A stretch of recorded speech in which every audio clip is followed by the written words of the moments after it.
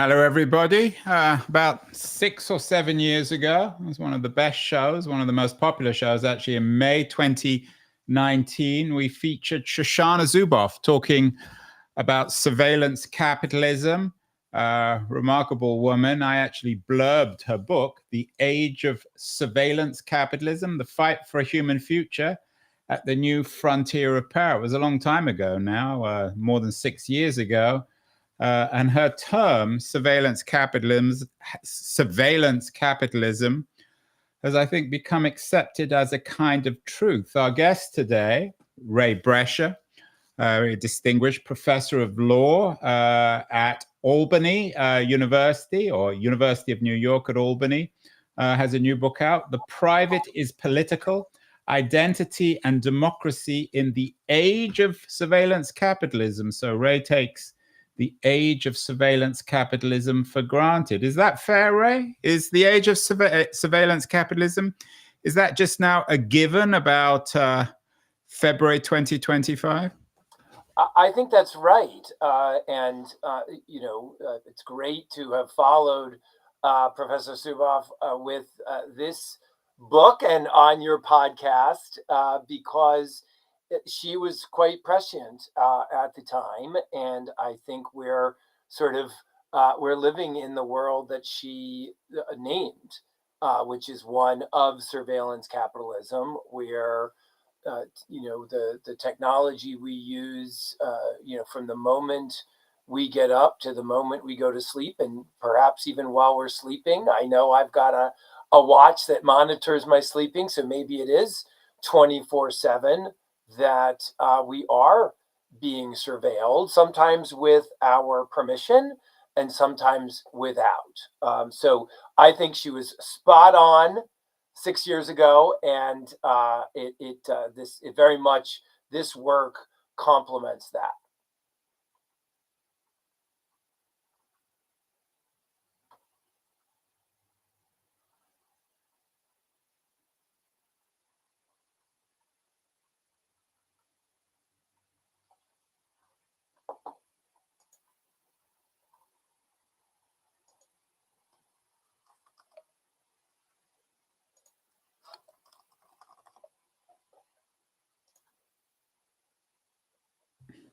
Ray, I'm going to start this. I'm going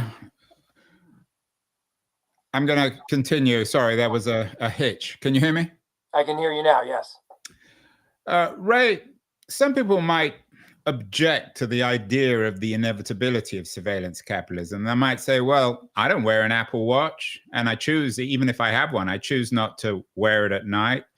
I don't have a smartphone, or I switch it off, or I have all the privacy settings. So there's nothing inevitable in some people's minds about the age of surveillance capitalism. How would you respond to that? Well, I don't, if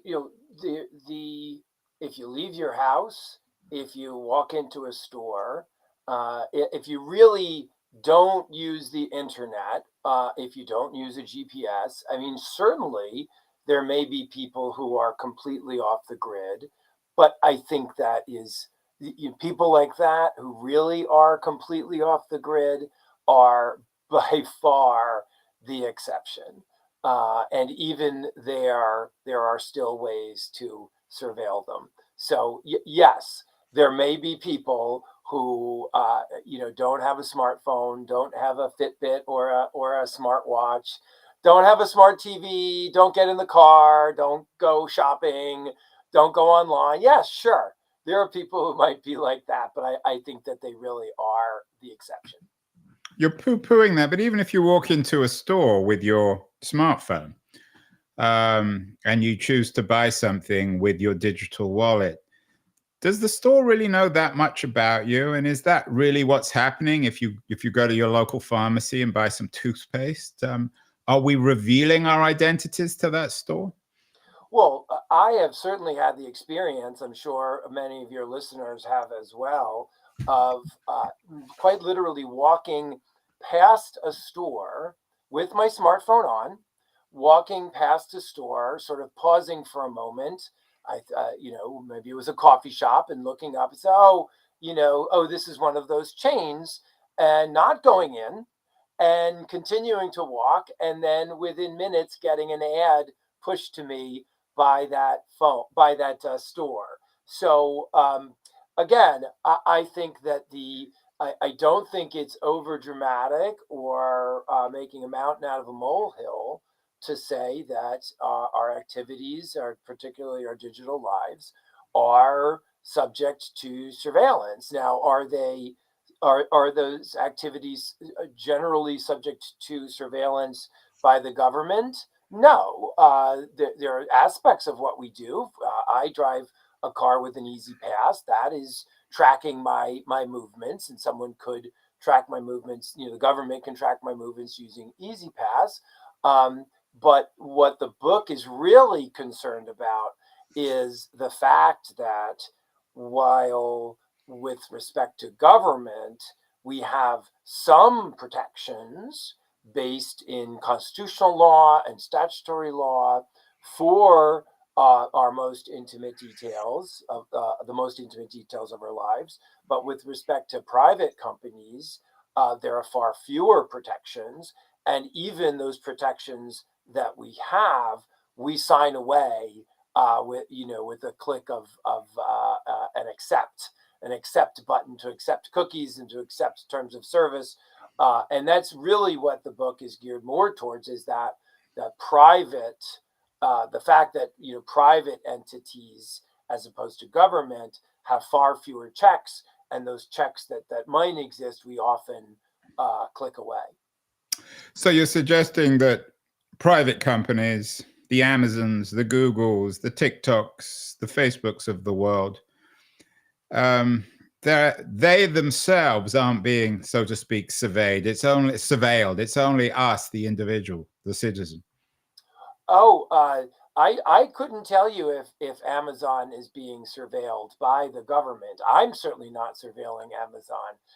But yes, the what I'm trying to get at in the book is that those companies and many more are engaged in that kind of surveillance.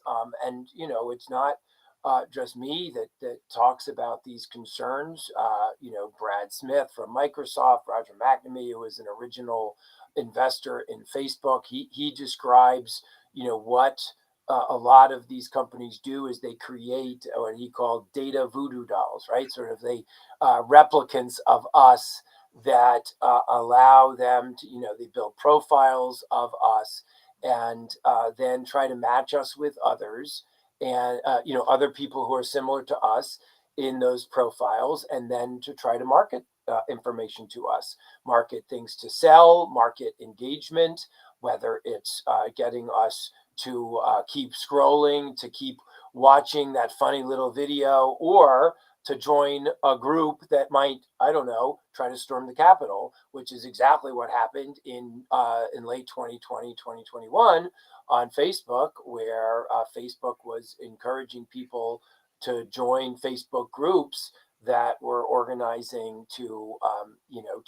protest and ultimately were involved in the insurrection on January 6th. Now, this has been documented quite well by an expose in the New York Times and other outlets that this kind of use of our information, the things we search, the things we like, the things that are pushed to us, the things that our friends like, that's the data that is being used to build these voodoo dolls of us, and then allows people, those entities, to push stuff to us.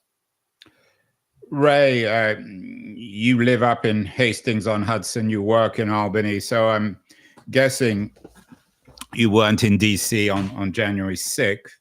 I was not. And I'm also guessing your politics, given the nature of this book.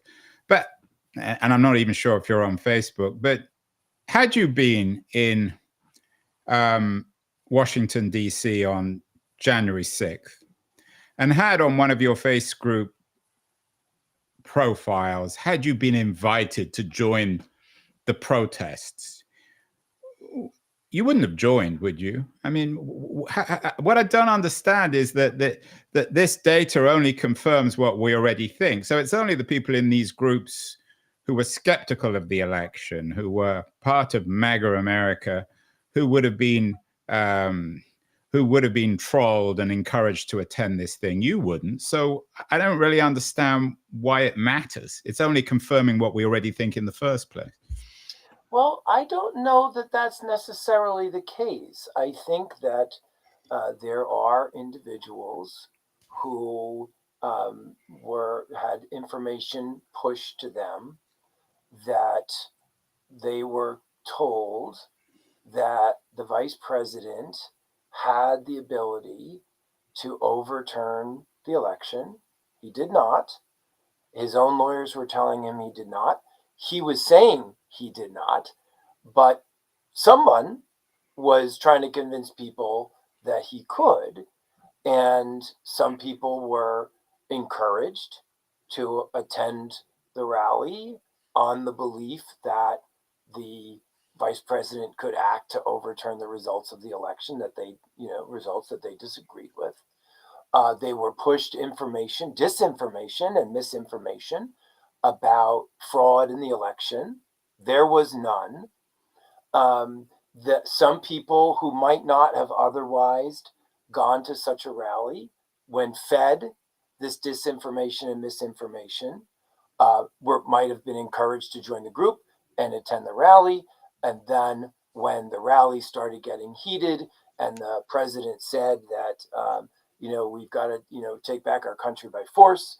And when Rudy Giuliani said that or by showing strength, I think were his exact words, when Rudy Giuliani said, he demanded trial by combat, I think it's human nature when you get into an environment like that your emotions might run high, that your blood might start to boil, and you might do something that you might not otherwise do. And there are individuals who now are in jail who are saying, I don't want a pardon. What I did that day wasn't me, right? There are lots of people who cannot believe that they did what they did, but they were fed lies, they were whipped up, and they were driven to do something that they might not otherwise do. So I don't think it's simply a case of saying, oh, these people, all of these people would have done this regardless of having this information fed to them. I just don't think that that's accurate. It's a very pessimistic take on human nature, that we're that susceptible, that our identities are so plastic that we can be convinced by Facebook groups to break the law. I mean, I take your point on the responsibility if you believe in this theory of social media companies. But couldn't you say the same about Fox News or Steve Bannon's podcast, or the guy at the bar who has some massive conspiracy theory? At what point should we, or must we, whether it's social media or otherwise, be responsible for what we do? Oh, we should always be responsible for what we do. And actually, I think it's a fairly, perhaps optimistic view of human nature, to recognize that humans may sometimes be pushed to do things that they wouldn't otherwise want to do, that do not think it's consistent with their values. And it's one that realizes that we are malleable, that crowds can be maddened, right? Isn't that what William Shakespeare said? The madding crowd, right?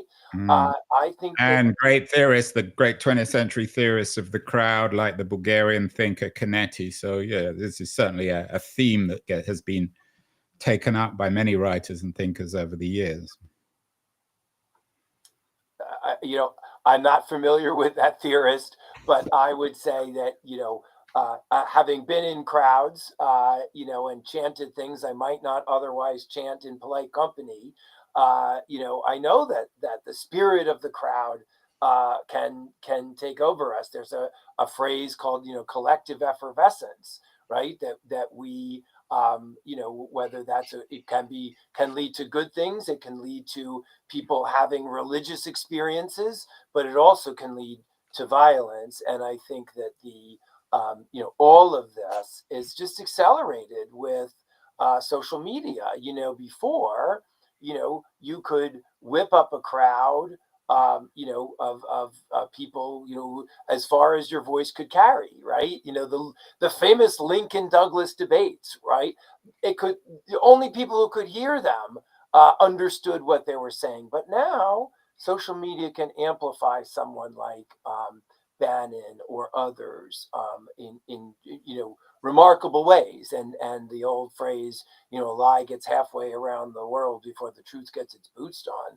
That's just been supercharged with social media. So is the argument in The Private is Political that these social media companies aggregate our data, make decisions, or AIs make decisions about who we are, political, cultural, social terms, and then they feed us stuff, and that accounts for not just what we do, but how we think of ourselves? Is identity, in your theory, so plastic that it can turn a mainstream law-abiding citizen into an insurrectionist? I wouldn't go that far. I think the point, I think that was certainly the case with some people in events like January 6th and others. I think I'm saying something a little different, which is more prevalent, which is we do rely on the internet, social media to form our identities, right? That it is easy now, easier than ever before in all of human history, to find people who are like us, to explore aspects of ourselves that we may have questions about. Whether it's I'd really love to learn macrame, or I want to find out what it's like to advocate in my state legislature. I want to join a group that wants to promote clean water, right? So those things, those elements that could be our identity, that we want to make some of our identity, those things are easier to find, it's easier to connect than ever before.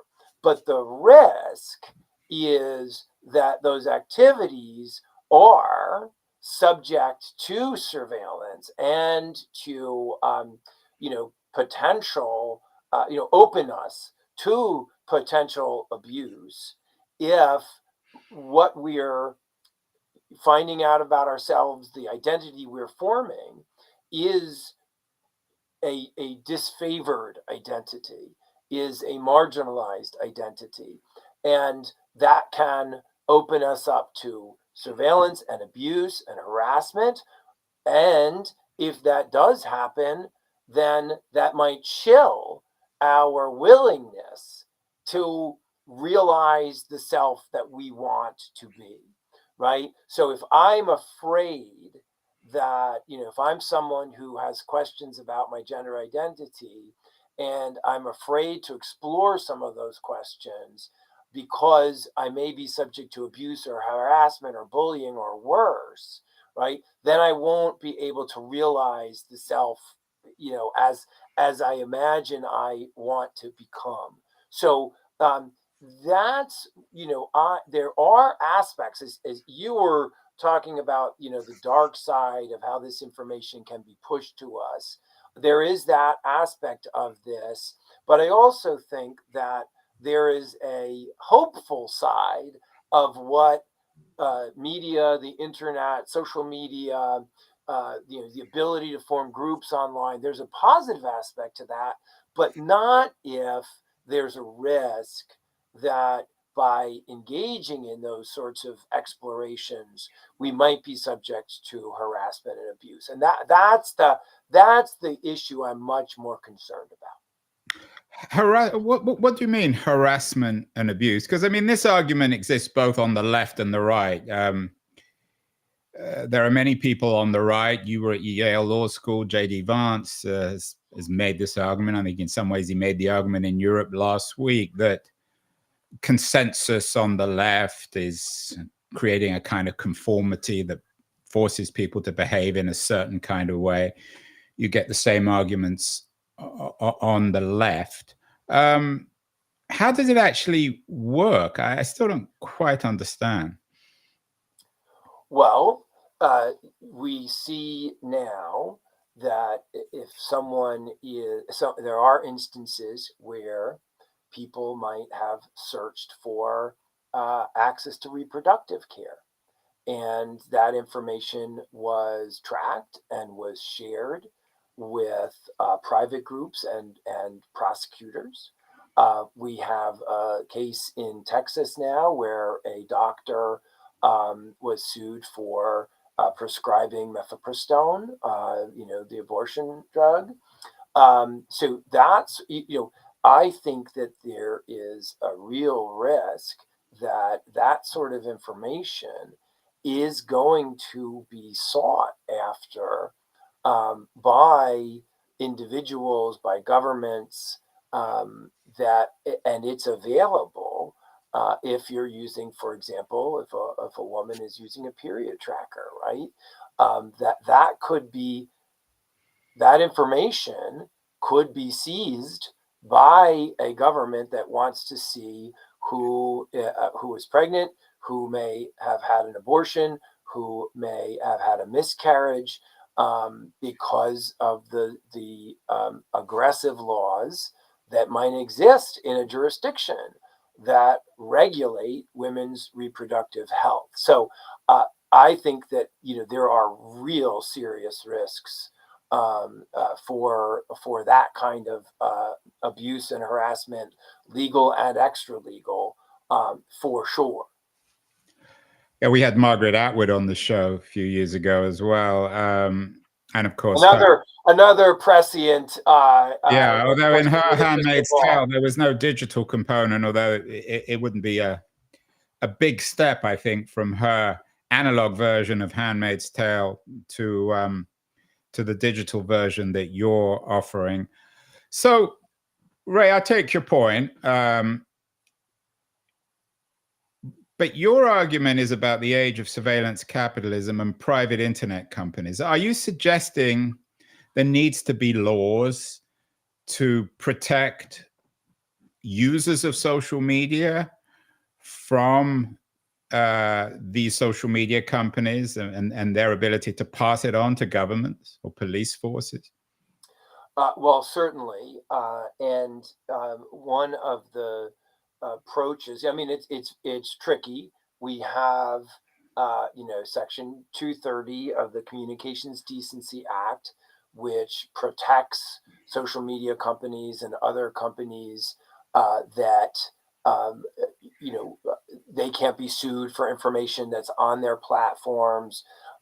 We have these end user agreements that largely immunize companies from accountability. And we have the First Amendment that protects people's speech, and that's a good thing, from being regulated by the government. So what I propose in the book is a system that would grade social media companies, apps, websites, based on the extent to which they protect their users' privacy or do not. And not unlike what we see in some cities where they grade restaurants on their compliance with the health code. The average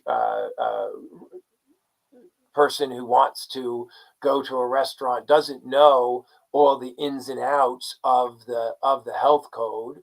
I worked in a kitchen for several years. I know that the different health codes can be sort of silly at times, but the average restaurant goer doesn't know that. But if you're in one of those cities, I'm adjacent to one in New York City that has letter grades for restaurants.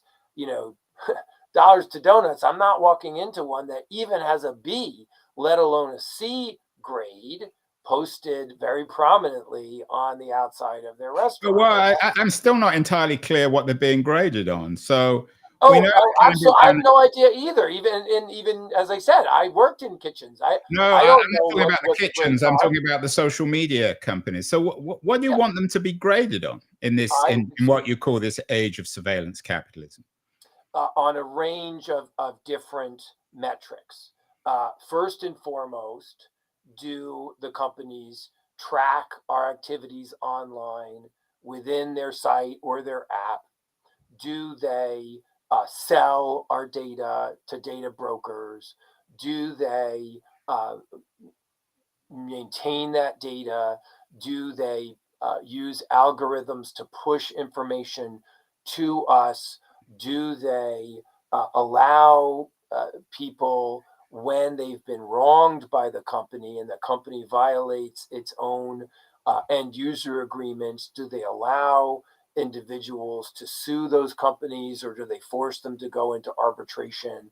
So I lay out in the book a lot of different metrics that we could grade the companies by, that and they can choose, if you are, and I sort of call it digital, I call it digital zoning, just like in a city or suburb, where you might say, these kinds of houses go here, and these commercial establishments go here, manufacturing can go there, but when you're building, what you can and cannot do in a particular zone. Same thing would happen here, that we would lay out those characteristics of a site that was protective of privacy. Here are the 10 points that we would want to see in a company that protects its end users' privacy, right? And any company that agrees to those conditions would get, a letter grade of an A. And then that would go on down, even to F, as the company, Yeah, does but not. Ray, the world is not, or what you're trying to seem to be doing is turn the world into some big law school. So all these companies get graded. Firstly, everybody knows that in the age of surveillance capitalism, all the companies that would get Fs, because the nature of their business model is a data business model. So firstly, it sounds entirely unrealistic, highly regulatory. It would shock certainly people who are ambivalent or suspicious of the regulatory state. Is this just a sort of a polemical exercise, a rhetorical exercise, or are you serious? I, I'm absolutely joking. This is all a joke. No, I'm serious. I'm dead serious, and I don't think it's the heavy hand of the state. In fact, it's quite the opposite. It's a menu that companies can choose from, and sure, there may be certain companies that get very bad grades, but wouldn't we like to know that, rather than having Who to would wait? get so let's imagine who would get the bad grades. Of course, Facebook, Google. Who would get the good grades? Are there companies out there, social media platforms, for example, that would would not get an F, that would avoid the F grade? I think that there are a fair number of companies that, Apple is one that does less of this Yeah, but than Apple some. is not a social media company. Apple's business model is selling hardware mostly and services, so it's a different model. Well, but it would still, based on its iOS and the services it provides on that, the Apple Music, that's an app that would get graded. And it probably is better than some of the other services. Like So, Spotify or Google Music. yeah. So I think that there are industries, like social media industries, that as a whole are probably worse than the average company or app that would be used. And so what the value of a grading system is that people would know what the risks are of using certain platforms and apps and websites. And there will be companies that value. Yeah, I take your point, Ray. But I mean, the reality is everyone has known for years that DuckDuckGo, for example, is a search engine that is much better on the data front than Google. And every time there's a big data scandal, somehow a few 100,000 people join DuckDuckGo. But mostly people are willing still and happy to use Google because at the moment, at least in our pre-AI age, at least, it's a better search engine. So people, it's not very hard to know these things. Everybody knows that DuckDuckGo is better than Google. Everybody knows that Blue Sky is a little better than Facebook. And yet most consumers aren't bothered. They don't care. That may be the case. You may be right that I use DuckDuckGo. I think that there are people who know the differences amongst the different search engines. One of the issues, I think, is that people aren't as aware as as you are assuming about the extent to which their private data is being harvested and sold. And this would give them an easy way to understand that there are some companies that are better than others and make that very clear to everybody every time they go to download an app, to use a browser, to use a search engine, to use any kind of platform. And maybe people will ignore it, right? People, I believe that people pay a lot of attention to things like star ratings, right?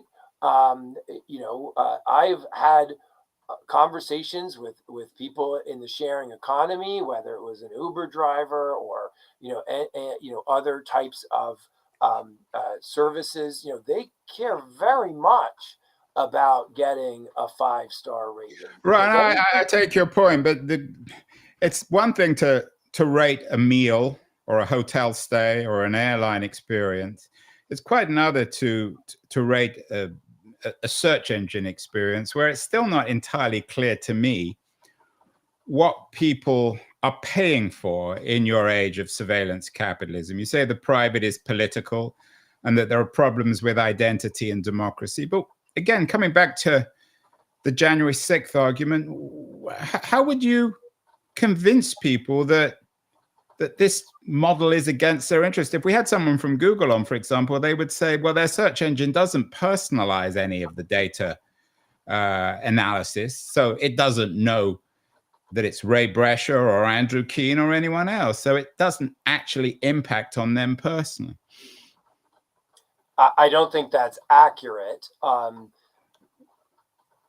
do agree that, and one of the elements of the book, one of the reasons I wrote the book, was to try to raise awareness about these issues, so that people would, just as Professor Zuboff did as well, to try to raise alarm bells about the risks here, and the sort of line between some of these companies and the government is almost non-existent now, particularly given the role of Elon Musk in I've heard him referred to now by others as the co-president, as the assistant president, and runs Starlink and X, and has a myriad number of other companies that have contracts with the government. I mean, the line between the private and the government is quite thin,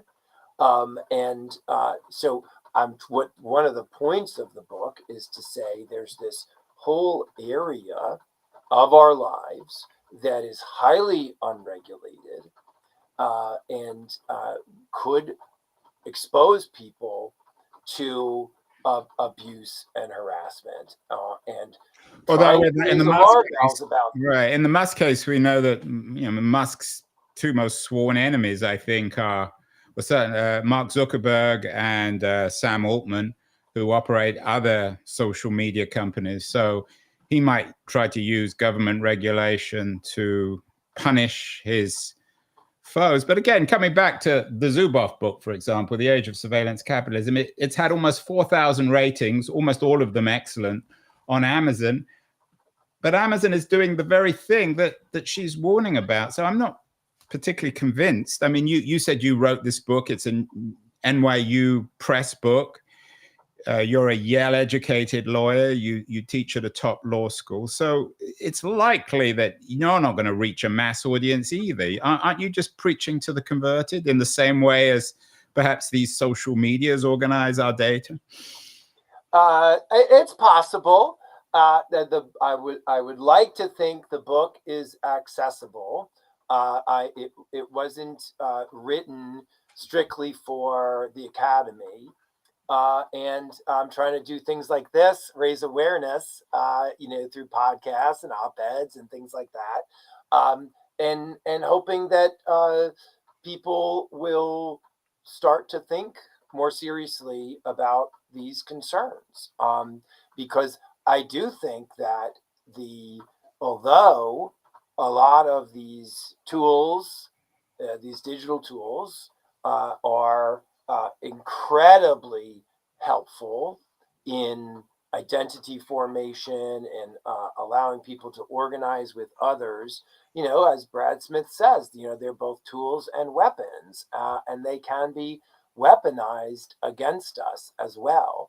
And so that's really one of the goals of the book, is to try to raise awareness about these issues and to try to present a workable policy. I know you have professed deep skepticism about my approach of regulating these providers by simple disclosures, but disclosures that are meaningful, and not something that folks will just click through. Well, I know I take your point, and certainly I'm not suggesting that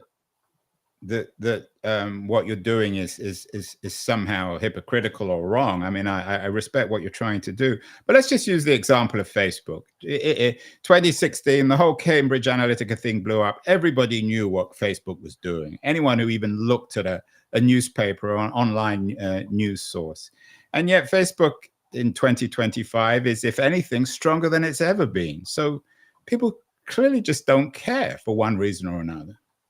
Well, I don't know that they don't care. I think that there are a lot of things to worry about in the world right now, and I agree that something like the Cambridge Analytica scandal, a lot of people were concerned about it. I've referenced Brad Smith a couple of times now.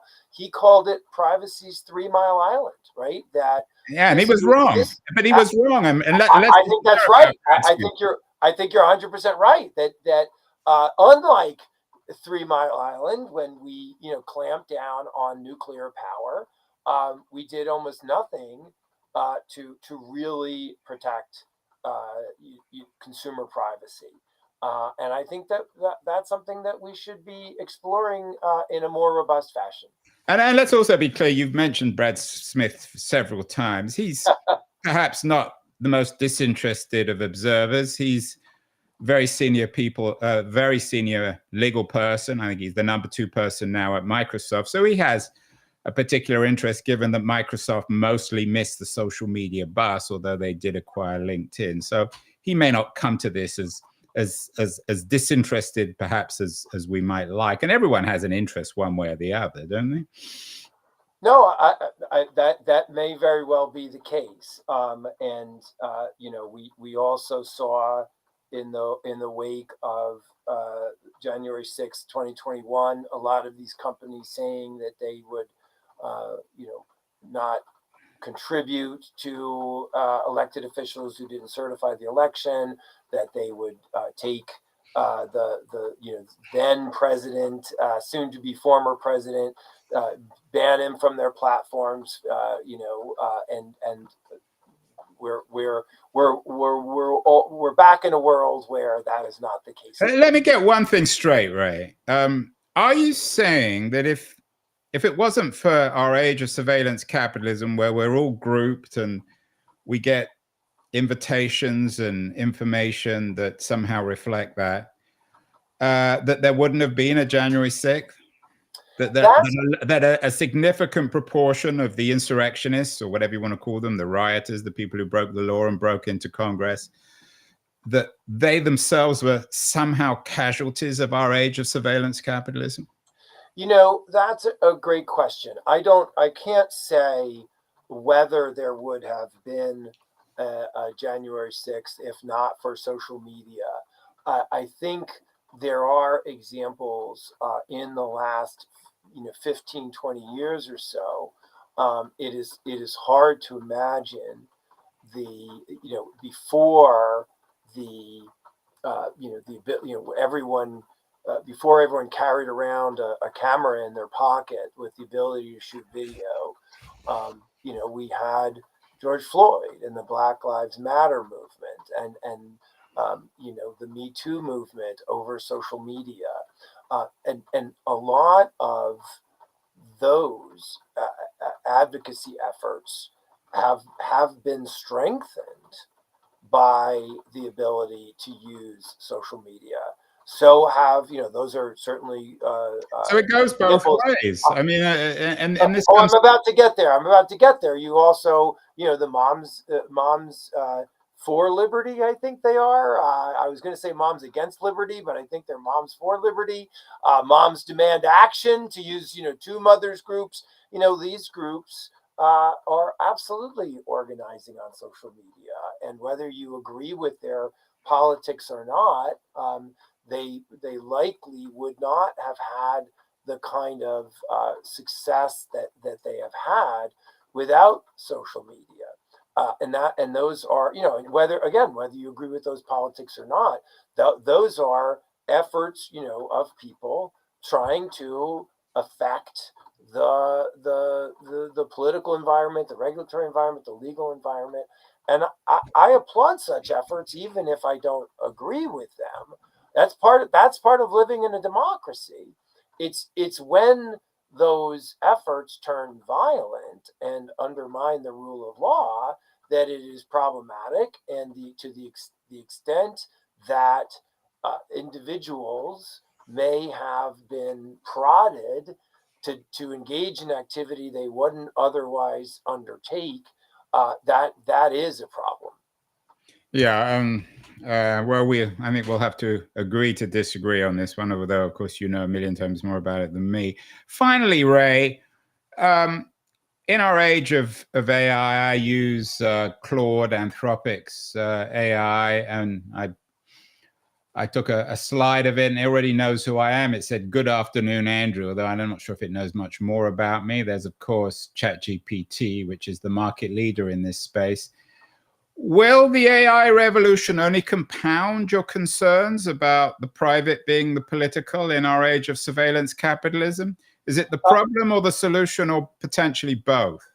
I think that there is a real risk that and we see this already on social media, bots amplifying messages, creating social media campaigns. So absolutely, AI is only going to make the pace of acceleration of some of these forces much faster. So what you're saying is that the AI companies, OpenAI, Anthropic, Google Gemini, Facebook Llama, and all the others, they should be graded in the same way as the social media companies in terms of data and surveillance capitalism. Well, for sure, I would absolutely say that. I'm talking more about people who would harness those powers. I don't think we're at the Skynet phase yet. where, you know, it's going to become self-aware and start doing some of this stuff on its own. But people can harness this, you know, these resources to create these sorts of campaigns. But absolutely, I would say that the different AI agents, if you would be graded in the system that I have devised. And finally, Ray, your system of grading, for better or worse, doesn't exist at the moment, and probably certainly won't in Trump's America.